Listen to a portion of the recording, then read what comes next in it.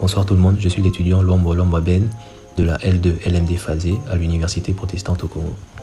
Aujourd'hui, nous allons parler sur le modèle de gestion de ressources humaines de Nizet et de Picholt. Nous allons aborder plusieurs points. Le premier, la présentation générale. Le second, les idées principales du modèle.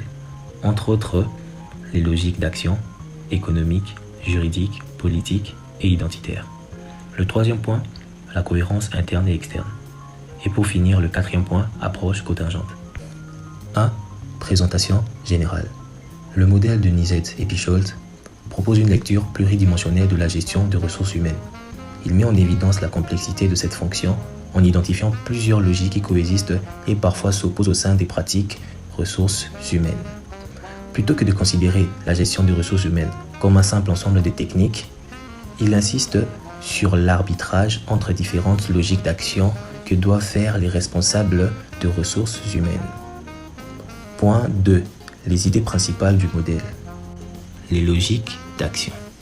Nizet et Picholt identifient 4 logiques d'action qui structurent les décisions en gestion de ressources humaines. Premièrement, nous avons logique économique. Rentabilité, performance, réduction des coûts.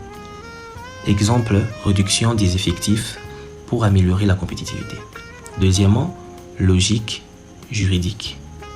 Le respect du droit du travail et de conventions. Exemple, application stricte du code du travail, égalité des chances. Troisièmement, logique politique.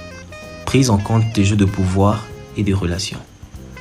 Exemple, négociation avec les syndicats pour éviter les conflits. Et pour finir, logique identitaire.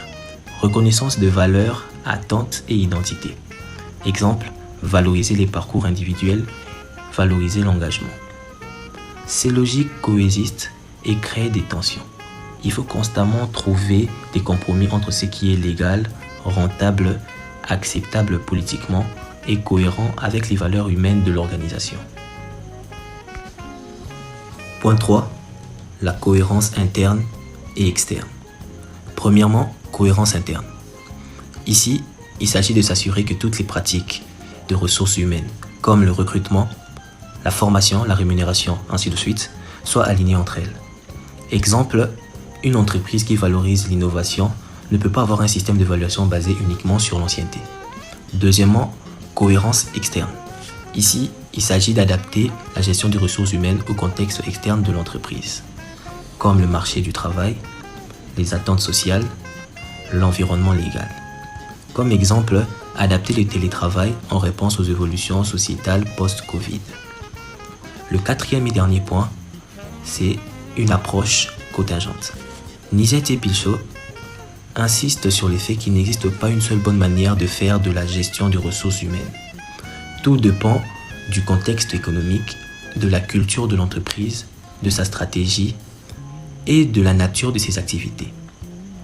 En résumé, le modèle de Nizet et Picholt invite à voir la gestion des ressources humaines comme un système complexe fait de choix, de tensions et d'arbitrage entre plusieurs logiques. Il aide à comprendre pourquoi la gestion des ressources humaines ne peut pas être standardisée et doit toujours tenir compte de la réalité concrète de l'organisation.